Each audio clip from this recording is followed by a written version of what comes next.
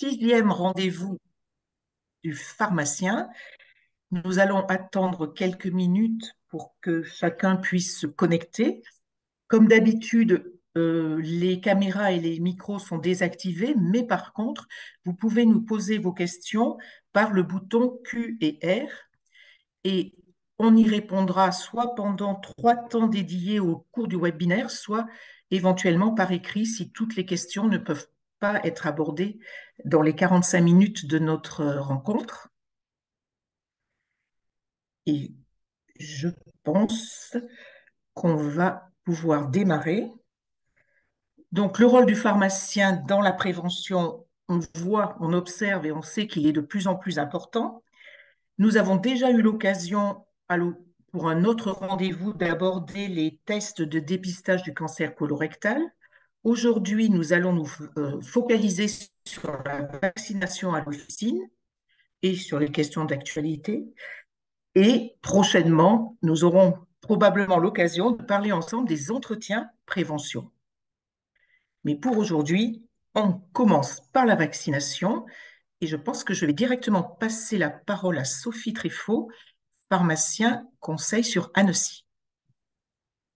Bonjour à tous. Alors, au sommaire aujourd'hui, nous allons voir dans un premier temps la vaccination à l'officine, la nouveauté depuis cet été. Vous refaire un point sur la vaccination grippe et ensuite sur la vaccination Covid. Donc, entre chaque partie, on répondra à vos questions que vous nous posez en direct.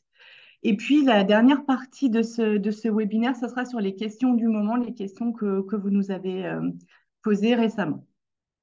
Alors, on commence par la vaccination à l'officine. Oui, pourquoi c'est d'actualité? Parce que depuis le mois de août 2023, l'arrêté du 8 août 2023, il y a eu des extensions des compétences vaccinales pour le pharmacien. Et aujourd'hui, le pharmacien peut prescrire et administrer aux adultes et aux enfants de plus de 11 ans l'ensemble des vaccins qui sont mentionnés dans le calendrier des vaccinations en vigueur, conformément aux recommandations, à l'exception des vaccins vivants atténués chez les personnes immunodéprimées. Ceci pour améliorer la couverture vaccinale en France et bien sûr pour faciliter le parcours du patient qui souhaite se faire vacciner. On va avoir la diapo suivante, s'il te plaît. Donc, dans le cadre de cette mission, le pharmacien doit assurer d'abord la vérification de l'éligibilité du patient à la vaccination. Il doit ensuite informer son patient sur les éventuels effets indésirables, vérifier les contre-indications. Le pharmacien doit gérer les éventuels signes évocateurs d'une réaction anaphylactique. Et puis, le pharmacien doit transmettre l'information au médecin et inscrire toutes les informations sur le carnet de vaccination numérique. Voilà, je vous ai remis le calendrier de vaccinal simplifié de 2023 avec tous les liens. Vous pouvez le récupérer toujours à jour. Donc, à l'exception des vaccins grippe et Covid, maintenant, tous les vaccins sont classés sur la liste 1 des substances vénéneuses. Donc, du coup, sont soumis à prescription obligatoire. Et la nouveauté, c'est que le pharmacien, maintenant, peut rédiger une prescription qu'on appelle prescription pharmaceutique. Donc, seuls les pharmaciens d'officine qui sont formés préalablement à cette prescription peuvent prescrire les vaccins du calendrier vaccinal. Pour cela, le pharmacien devra vérifier l'éligibilité du patient d'après le calendrier, d'après les indications de l'AMM, d'après les ITR des vaccins. Le pharmacien va émettre un bon de prise en charge qui va télécharger sur Amélie Pro et va facturer son vaccin à l'aide du code CIP avec le code prescripteur qui vous avait été transmis par les caisses, donc qui s'affiche là sur l'écran. Ça, c'est pour la prescription pharmaceutique. Et puis, le pharmacien peut donc injecter le vaccin. Donc, Qui vaccine à l'officine? Eh bien, sont concernés les pharmaciens d'officine, les étudiants en pharmacie de troisième cycle. Il faudra donc vérifier l'éligibilité du patient, pareil, d'après le calendrier, les recos, les indications. Et vous pourrez facturer l'injection avec le code de prestation RVA en mettant votre code prescripteur pharmacien, si c'est vous qui avez réalisé la prescription du vaccin, ou le code prescripteur du médecin. Et puis, il faudra toujours mettre le code identification exécutant pharmacien. Mais ça, c'est quelque chose qui est de manière quasi systématique faite par vos logiciels. Les honoraires de vaccination pour ce code prestation RVA donc, sont de 7,50 € hein, si vous avez une prescription qui est préalablement établie. Et ça sera 9,60 € lorsque vous rédigerez la prescription et vous ferez ensuite l'injection. Donc, pour récapituler, si vous pouvez faire une facturation sans prescription du vaccin, dans ce cas-là, vous facturez le code CIP du vaccin et le code de l'injection RVA en indiquant votre code prescripteur pharmacien. Et si vous avez une prescription préalable d'un médecin, vous allez facturer le vaccin avec son code CIP et l'injection code RVA en indiquant le code prescripteur du médecin. L'honoraire donc de ce code RVA peut être facturé indépendamment du vaccin.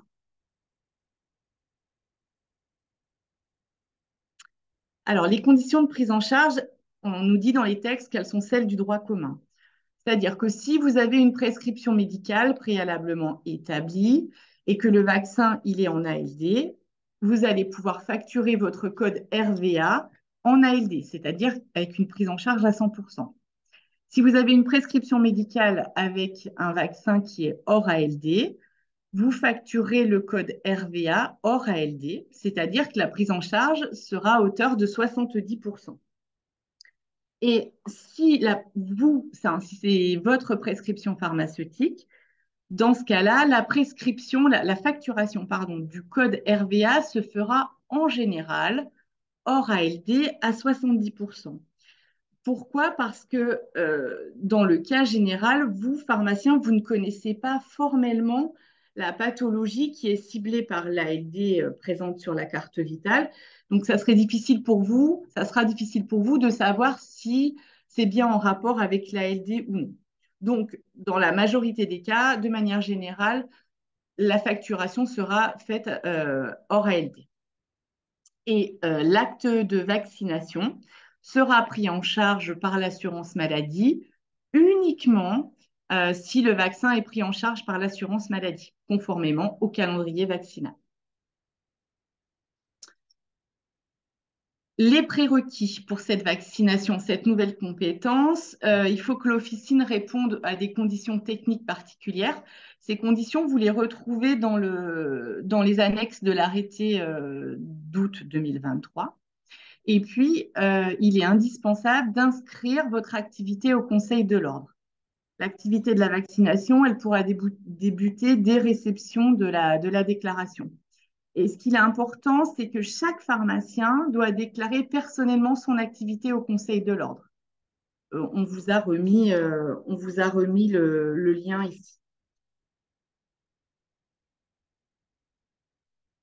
La formation préalable, pareil, les modalités sont dans l'annexe de l'arrêté d'août 2023. Donc, c'est une formation de 17h30 avec 2 modules. Un module pratique administration du vaccin qui est d'une durée de 7 heures. Alors là, si cet enseignement a déjà été réalisé, vous n'avez pas besoin de le revalider à nouveau. Et puis, il y a un module théorique de 10h30 qui est sur la prescription des vaccins, obligatoire pour tous les pharmaciens, même ceux qui étaient déjà formés à la vaccination grippe-Covid. Ces formations, elles sont spécifiques et elles sont obligatoires parce qu'elles ne sont pas encore inscrites dans le cursus des études de pharmacie.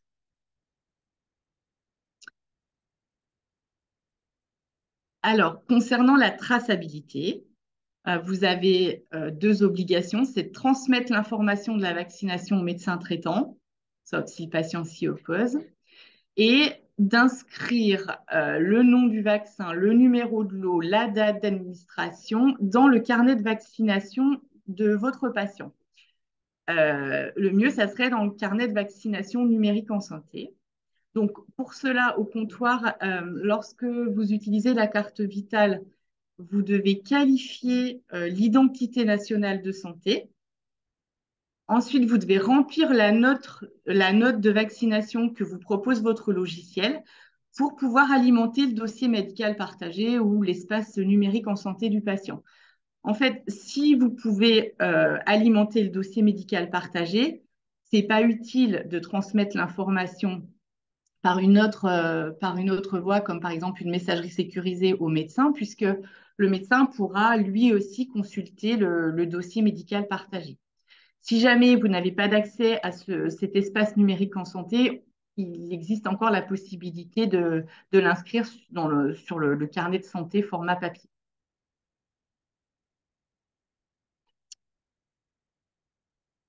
Voilà, je crois que j'en ai terminé. Ouais, voilà. Donc j'en ai terminé. On a voulu rebalayer un petit peu l'ensemble des choses.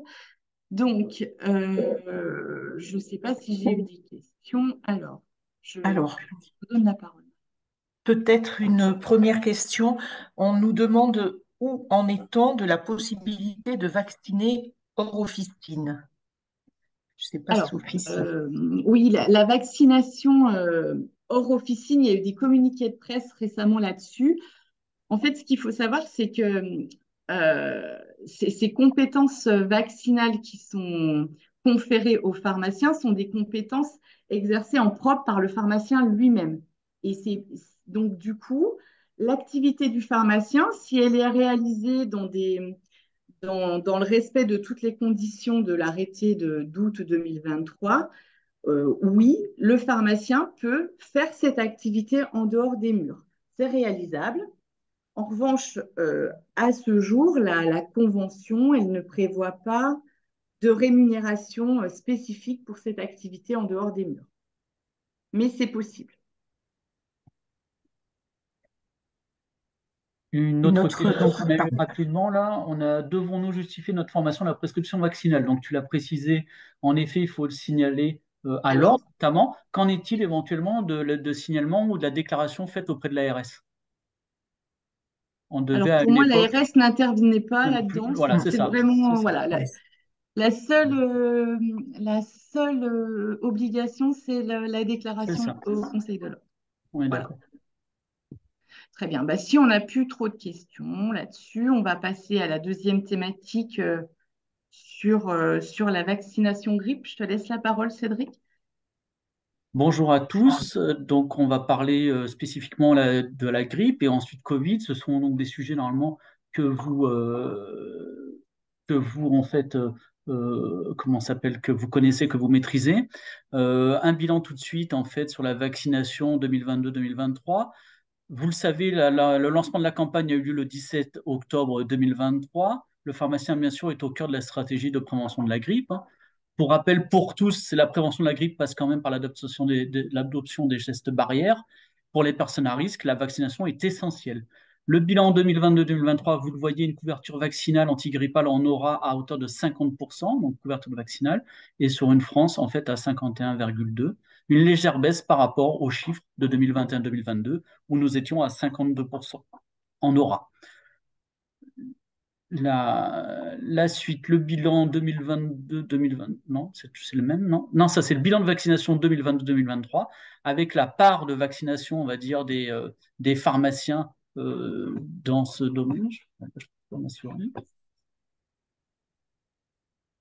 Avec la part, voilà, donc 57% pour les pharmaciens et une France entière à 52%, et avec une nette augmentation. Donc, il est important de continuer dans cette voie et une félicitation est à apporter aux pharmaciens qui se sont lancés dans cette vaccination et qui ont à cœur de réaliser cette mission. La diapo suivante. Les personnes éligibles à la vaccination grippe sont donc les personnes âgées de 65 ans et plus, les personnes de moins de 65 ans, y compris les enfants dès l'âge de 6 mois souffrant de certaines maladies chroniques, les femmes enceintes, les personnes souffrant d'obésité avec un IMC supérieur à 40, les personnes séjournant dans un établissement de soins de suite ou dans un établissement médico-social. Sachez aussi que lors d'une vaccination grippe et Covid, les deux sont administrables en concomitance. En tout cas, elles peuvent être faits en même temps.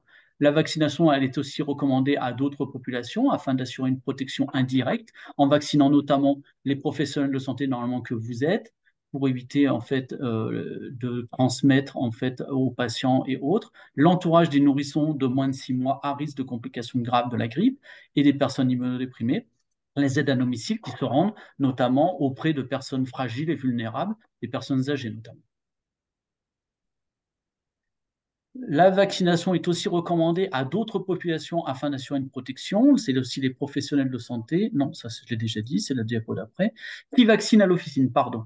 Les pharmaciens habilités exerçant en officine, les pharmaciens à usage intérieur et les laboratoires de biologie médicale. Les étudiants en troisième cycle, comme tout à l'heure nous l'avons vu aussi, dans le cadre d'un stage, sous la supervision du maître de stage et dans le cadre d'un remplacement, sous réserve d'être formés à la vaccination. Les étudiants en second cycle, diapo suivante. Les étudiants en second cycle ayant suivi des enseignements théoriques et pratiques relatifs à la vaccination dans leur cursus, soit une formation spécifique à la vaccination contre le Covid, notamment pour les personnes majeures. Les préparateurs en pharmacie de façon dérogatoire. Nous sommes toujours dans le cas des préparateurs sur la dérogation de l'article 5 de l'arrêté du 1er juin 2021, permettant toujours aux préparateurs de vacciner pour les personnes majeures.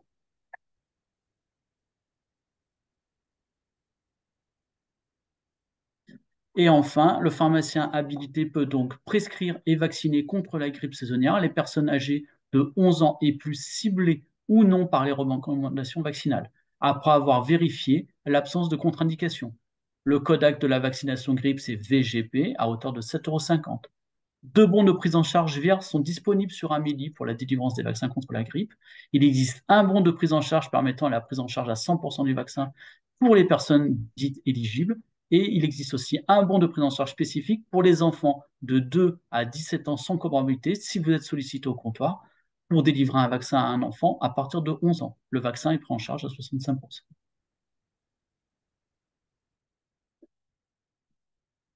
Ça n'est tout pour la grippe.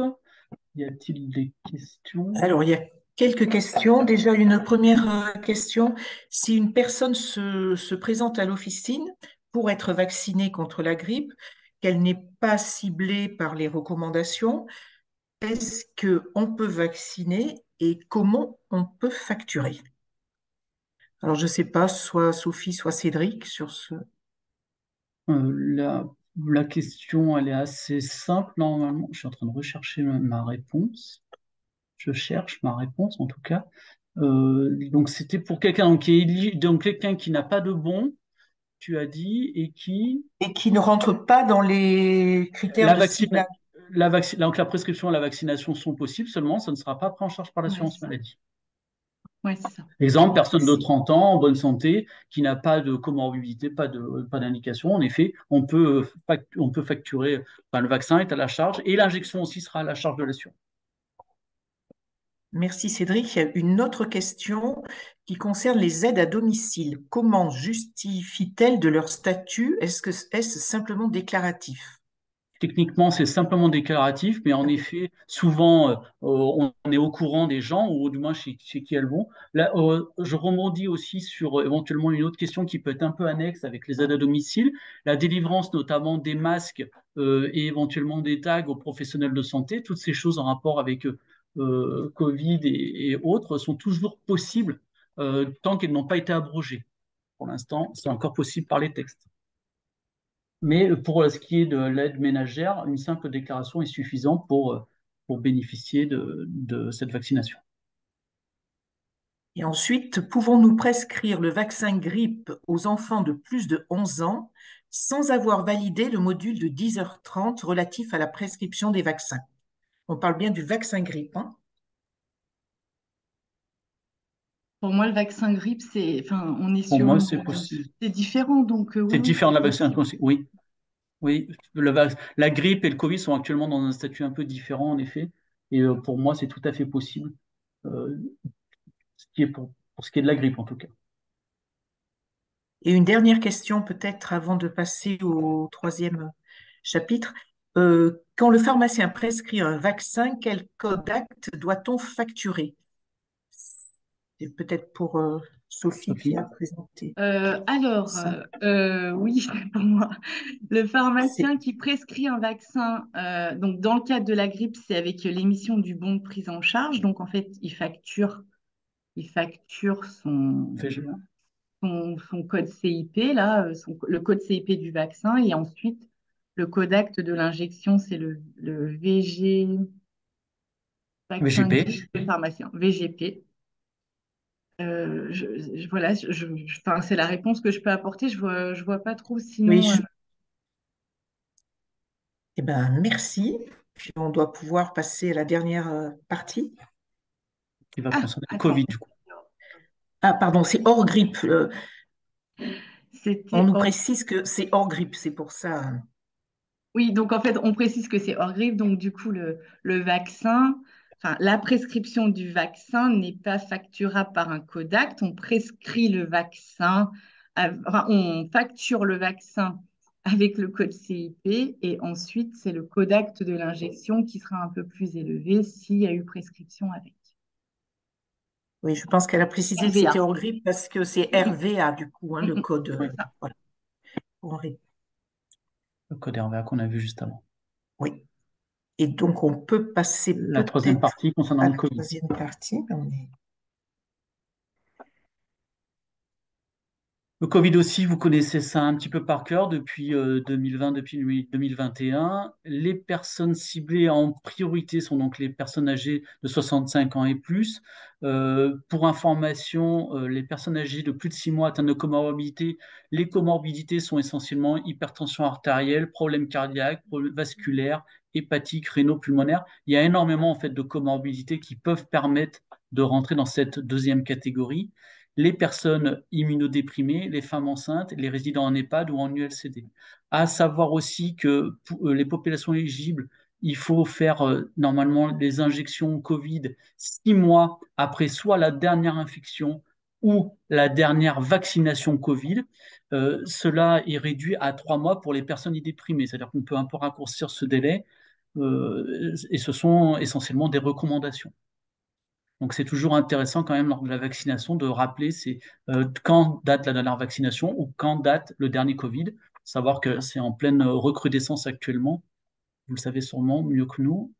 La diapo suivante, les personnes ciblées sont aussi les personnes à très haut risque de forme grave selon chaque situation médicale individuelle et dans le cadre d'une décision partagée avec une équipe soignante.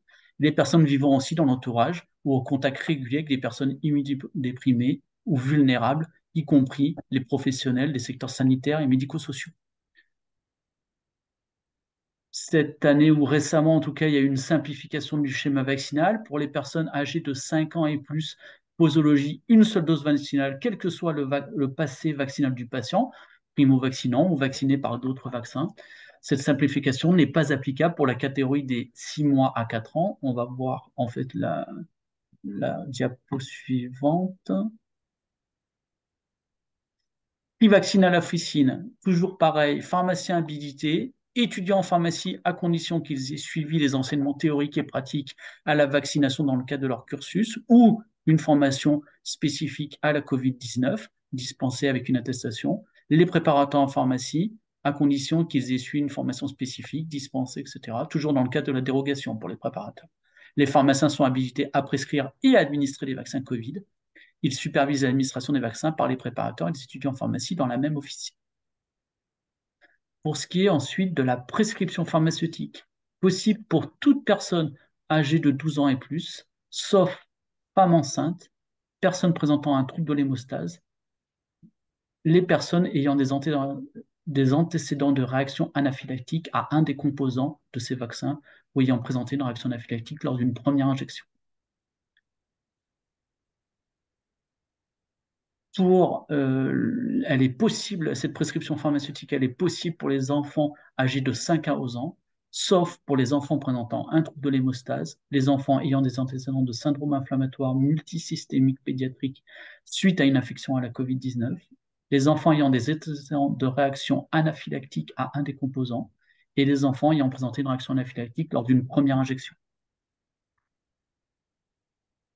L'injection, quant à elle, elle est possible chez les personnes âgées de 12 ans et plus, sauf pour les personnes ayant des antécédents de réaction anaphylactique à des composants et les personnes ayant présenté une réaction anaphylactique lors d'une première injection.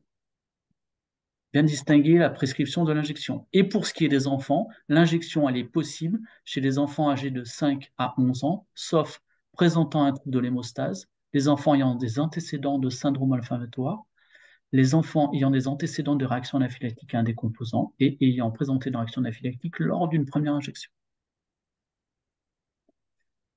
La facturation, quant à elle, selon la nouvelle convention l'entrée en vigueur le 7 mai 2022, le quota de la vaccination Covid-ING, c'est égal à 7,90 € et toujours prise en charge à 100% par l'assurance maladie pour les personnes ciblées par les recommandations vaccinales en vigueur.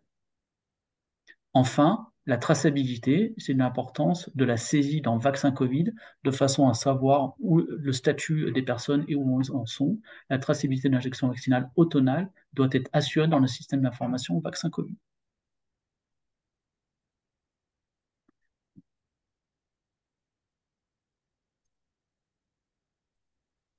Donc, on va peut-être passer aux questions. Euh, alors, il y a une question, alors c'est pas spécialement sur le Covid, je pense, c'est à propos des femmes enceintes. On nous demande, elles doivent-elles bien présenter une ordonnance ou, c'est-à-dire, est-ce que le pharmacien ne peut pas lui prescrire? Peut-être Alors, Sophie ouais, ou toi, oui, Cédric, oui. Une il me femme enceinte, que peut faire le pharmacien? Est-ce qu'il peut prescrire? Est-ce qu'il peut injecter? On va traduire comme ça, peut-être.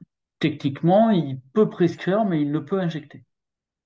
On est d'accord? Oui, on est d'accord. Euh, Il peut prescrire pour une femme enceinte, mais il ne peut injecter. Il doit réorienter en fait vers le médecin. non, c'est C'est le Si. contraire, non? Ah, c'est l'inverse. Non. oui, c'est l'inverse, oui, je pense. Oui, c'est l'inverse. Voilà. Pardon. Il peut injecter sur prescription médicale, Il hein, peut injecter sur prescription médicale, oui. mais il ne peut pas de lui-même prendre la décision de prescrire. Décision. C'est un peu. Oui, c'est Alors ça. après, il y a une question DSI pour le COVID uniquement. Là, je ne sais pas très bien Hein. ce que ça signifie. Il y a des questions sur la vaccination Covid chez les enfants de 5 à 11 ans, savoir s'il y Oui. en a beaucoup. Euh, à vrai dire, on n'a pas vraiment les chiffres encore sur cette année, sur ce qui s'est passé. Ça, je pense qu'on aura un retour ensuite pour savoir sur cette cible-là si il y a beaucoup de vaccinations prescrites par les médecins. Ensuite, faut-il une attestation parentale pour vacciner les enfants à partir de 5 ans? Alors, en fait, il faut une attestation parentale, mais vous n'avez pas à la transmettre à l'assurance maladie. C'est à vous de demander cette attestation parentale pour que ça passe. Après, la même question un peu similaire. Est-ce que le parent doit être présent lors de la vaccination d'un enfant de 11 ans? C'est toujours quand même préférable pour traiter, en fait, à mon avis, pour vacciner un enfant, c'est que le parent soit présent parce que ça peut un peu l'angoisser, le stresser d'être un peu seul. Il est préférable qu'il soit là. C'est pas une obligation, je pense que c'est plutôt une recommandation où un des parents ou quelqu'un d'adulte de la famille soit proche, notamment en plus quand on demande éventuellement d'enlever une partie de ses vêtements à un mineur. Il est quand même préférable de ne pas être seul avec lui dans un endroit où on injecte un produit. Et puis, donc, il y a une confirmation pour la femme enceinte. Donc, oui, nous confirmons que le pharmacien Oui. ne peut pas prescrire le vaccin Covid, mais en revanche, sur prescription médicale, il peut Ouais, faire c'est ça que j'ai- l'administration. ouais, c'était une erreur de ma part tout à l'heure.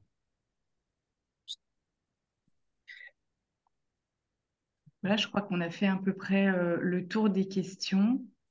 Oui, Euh, il y a des questions très pointues sur lesquelles on répondra peut-être par écrit après après le webinaire, hein.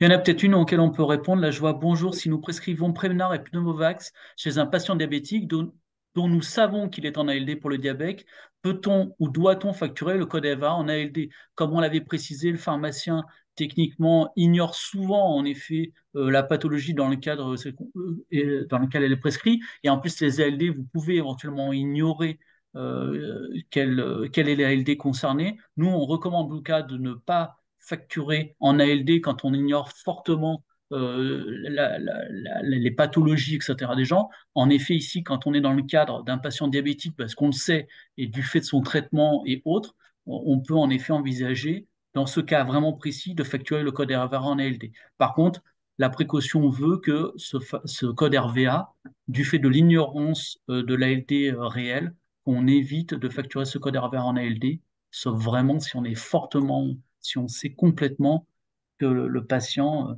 on est bien dans la bonne indication et dans la bonne ALD.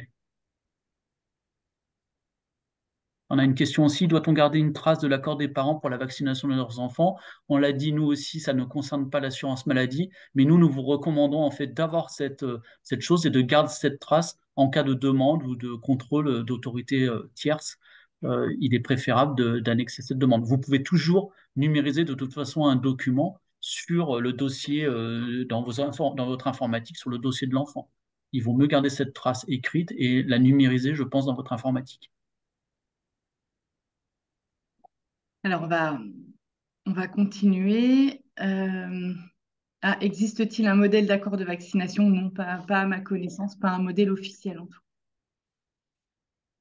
Donc, on va continuer. On a recensé les quelques questions, les questions qui revenaient le plus ces derniers temps, auxquelles on a été confrontés. Donc, on voulait les partager avec vous aujourd'hui. Alors, bien sûr, la question est quelles sont les conditions de prise en charge par l'assurance maladie d'une préparation magistrale lorsqu'on a une rupture d'une spécialité? On a beaucoup d'échanges en ce moment avec la CNAM, la NSM. À ce jour, ce qu'il en ressort, c'est que la prise en charge par l'assurance maladie d'une préparation magistrale lorsque la spécialité est en rupture, elle n'est possible que sous deux conditions. C'est-à-dire que l'ANSM doit avoir répertorié cette rupture et doit autoriser la possibilité de faire une préparation magistrale. Et la deuxième condition, c'est que l'assurance maladie doit donner son feu vert pour la prise en charge de cette préparation magistrale en attendant le retour à la normale. C'est ce qui s'était passé pour la moxicilline pédiatrique l'hiver dernier. Et on avait donné le feu vert pour la prise en charge de ces préparations. À ce jour, on n'a pas de nouvelles directives concernant, Marilyn, concernant Pour les préparations actuellement pour lesquelles on nous interroge souvent, la bétaïstine et la flécaïnide, on comprend que ça vous soulève beaucoup de difficultés, mais à ce jour, ni l'une ni l'autre ne sont remboursables. À ce jour, hein, les préparations magistrales de ces deux principes actifs. Oui, et ce qu'on voulait vous dire aussi, c'est que les pharmacies qui fabriquent ces préparations ont tendance à dire qu'ils peuvent le faire. Donc oui, ils peuvent le faire, mais la prise en charge, elle est quand même soumise à ces deux conditions-là pour l'instant. Voilà.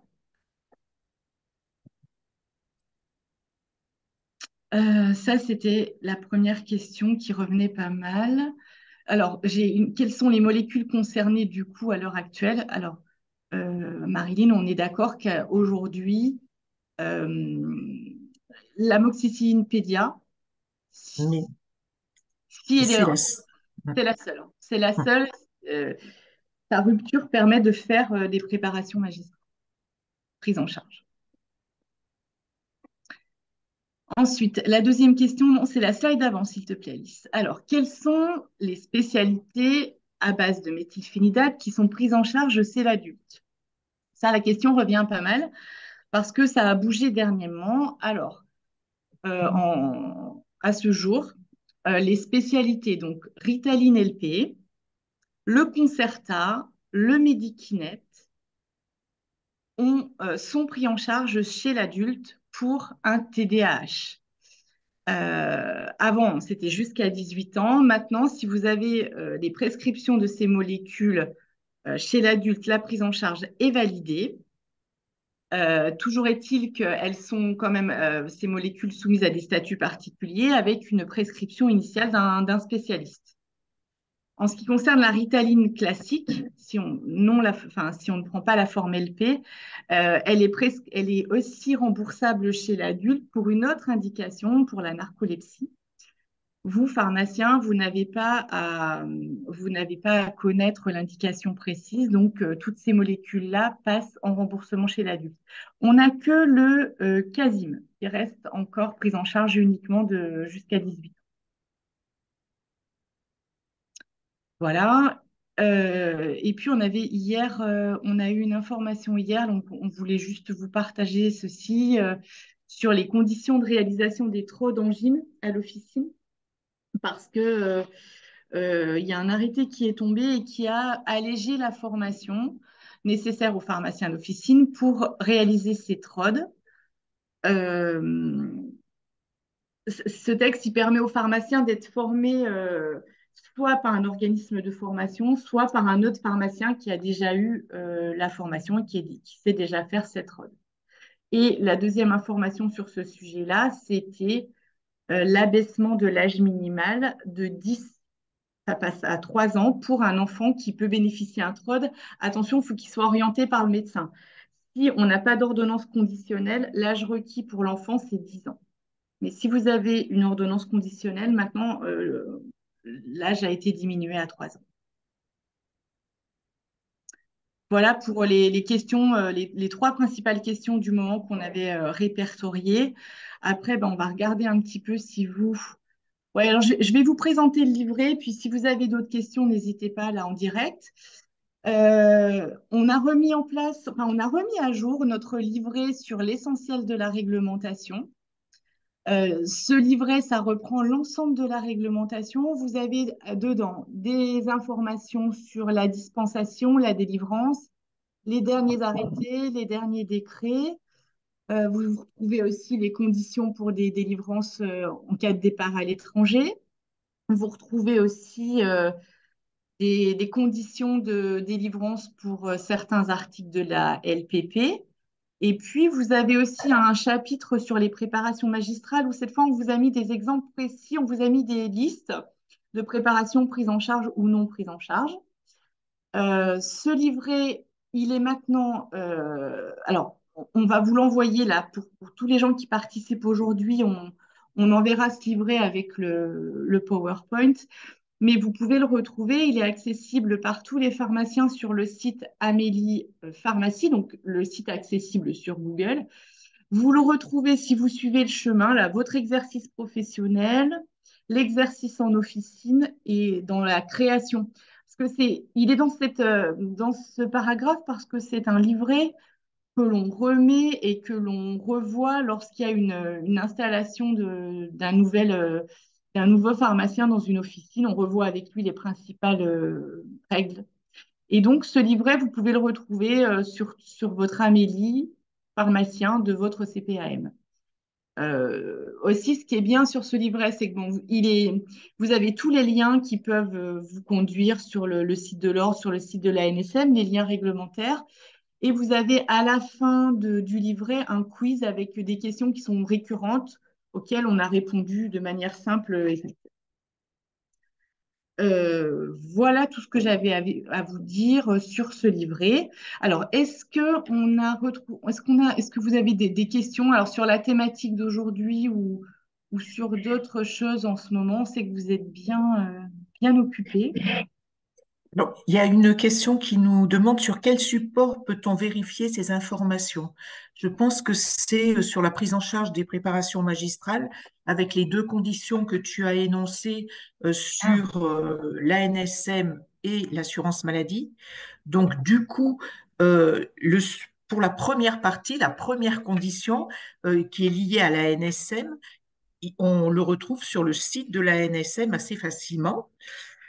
Et par contre, après, pour savoir si l'assurance maladie le prend en charge, je pense que il est quand même nécessaire de nous interroger au départ. On essaie de communiquer le plus possible, mais c'est pas, voilà, c'est pas si simple. Donc, pour la partie ANSM, on peut le vérifier facilement sur le site.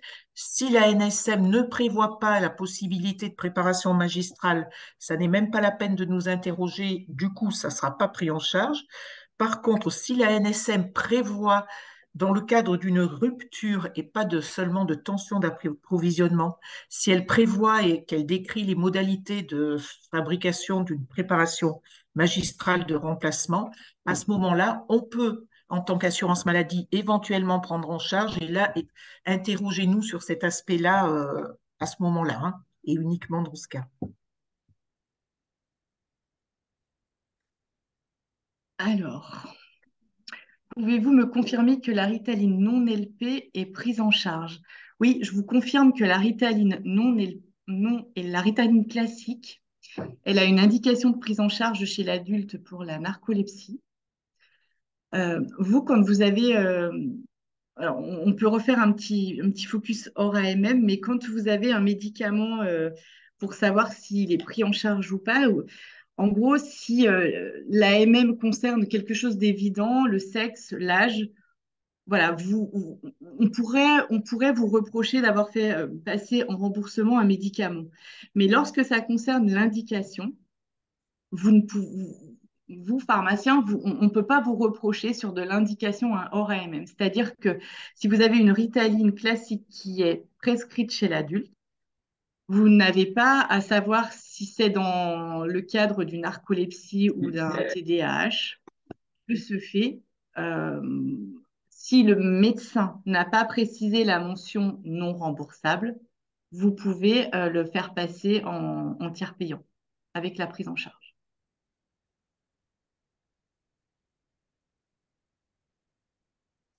Alors, on a d'autres questions. Si toutes les caisses prennent en charge les préparations d'amoxicilline pédiatrique, je n'ai pas la réponse. Normalement, euh, normalement, toutes les caisses prennent en charge les préparations d'amoxicilline pédiatrique. Oui. On est d'accord. Euh, voilà. Et alors, on a une question sur la prise en charge des substituts nicotidiques. L'AMM est de 3 mois seulement. Alors, je revérifie l'AMM et je Carrément. réponds ultérieurement, je n'ai pas l'AMM en tête. Et donc, idem pour le vaccin comme Avrix chez adulte, je suis d'accord. Un vaccin Avrix, il est remboursable pour certaines indications, notamment dans le cadre d'une ALD. Donc, vous ne, vous ne Attention avec Avrix quand même. Si en gros il est marqué voyage en vacances ou avec trousse de vacances voyage, là c'est quelque chose éventuellement qui pourrait éventuellement vous être reproché. Mais si on est dans le cas de l'indication rien de mentionné, mais si marqué voyage en vacances et prescription d'Avrix, c'est un peu différent. Mais bon, c'est un détail. je crois on va arrêter.